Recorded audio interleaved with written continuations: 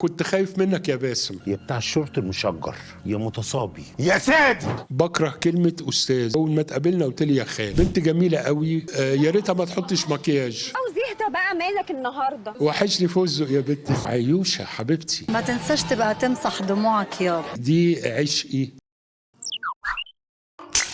احلى افيه كان عاجبني قلت انا في المتاع: حريم رشدي ما يخرجوش بره بيتي. يا سلام، وتشتغل من غير عز ازاي يعني؟ هي او امها اي حد بس يجوا يخشوا البيت عندي. خلي بالك ان ده ما كانش، في ناس قالت عليه بوكسر، هو مايو والله العظيم. يعني ده بيتلبس على البحر، ما هوش وعليه تيشيرت. انا لسه النهارده كنت بنتقد، لقيت اعلان ونزل على التلفزيون على القنوات الفضائيه العاديه، واحد مطرب بيغني طالع نصه عريان وبيستحمى تحت الدش. ايه المطرب يعني؟ انا ايه جمال ان انا اعمل اعلان ان انا بستحمى وبعدين واقف بعد كده نصه عامل كده وملط؟ فلا، انا ما عملتش ده. يعني انا ليا حدود برضو، لكن هل انا وانا بشتغل انا بقى حاطط في دماغي ان انا هعمل ترند؟ وانا لا، انا بشتغل، انا كل همي ان انا اوصل الامانه دي لصاحبها واوصلها بالشكل اللي يتراءى ليا، اللي انا شايفه بالنسبه لي صح. في كلام ان في جزء تاني، وفي حوار حصل بيني وبين احمد خالد موسى، فبقول له على فكره، قلت له يعني الراجل ده يتهز،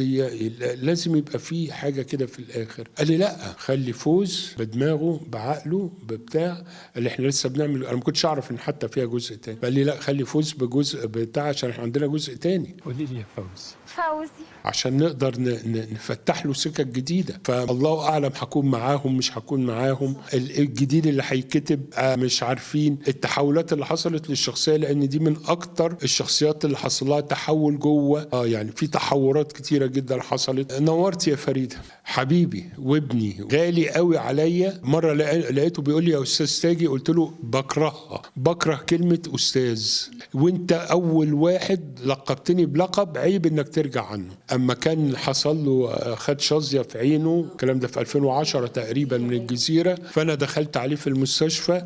قال لي تعالى يا خال. فقلت له انت قلت لي في اول مره في حياتك اول ما اتقابلنا قلت لي يا خال. دي نمره واحد. ابوه هو مربينا، الاستاذ صلاح السقا هو الله يرحمه اللي كان مربينا، هو والاستاذ سمير العصفور ربنا يديله الصحه. فدول الاثنين دول لهم افضال كتيره عليا. فاحمد من ضمن يعني اخويا الصغير، او يعتبر ابني، لان في فرق السن بيني وبينه يحتمل ان انا اكون ابوه. بسومه قلت له انا كنت خايف منك يا باسم. لان ناس كتير خوفوني وقالوا مش عارف ايه، وبيزعق وبيتطاول وبيعمل. والله العظيم يا بنتي ما لقيت احلى منه. وطلعت انا وهو برج واحد ومتوافقين وكاننا بنشتغل. كنت اول مره اقابله، يعني اول مره نتقابل فيس تو فيس، وفي نفس الوقت اول مره نقف قدام كاميرا انا وهو مع بعض، كاننا نعرف بعض من 10 15 سنه. من اول لقاء الدنيا دايبه والدنيا عامله.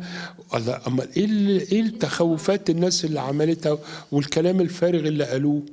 الحمد لله. ما قلت له انا كان كذا وكذا وانا داخل عامل كده منك. فلا حبيبي باسم سمر ده عينيا. ده طارق اصله دي مش اول مره، احنا ده ثالث او رابع تعامل مع بعض من ايام قضيه صفيه وبعد البدايه. في كذا حاجه عملناها مع بعض. لا، في عشق كبير جدا بيني وبينه.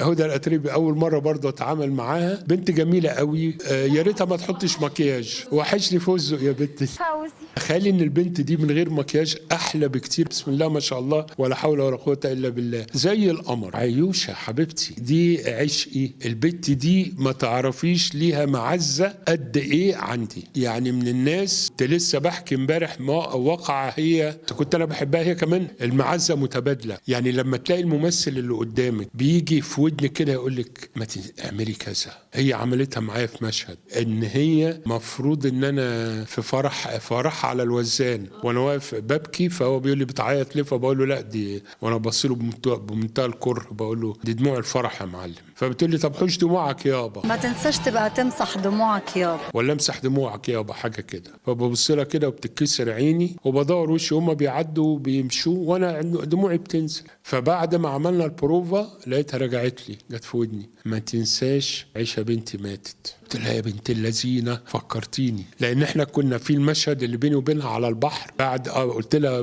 نهينا المشهد على بقول لها عيشه بنتي ماتت، عيشه بنتي ماتت يا ناس، عيشه بنتي ماتت، وسبتها ومشيت. فقالت لي هنا قولها، دي معزه الفنان الزميل لزميله، فدي بنتي حبيبتي مي.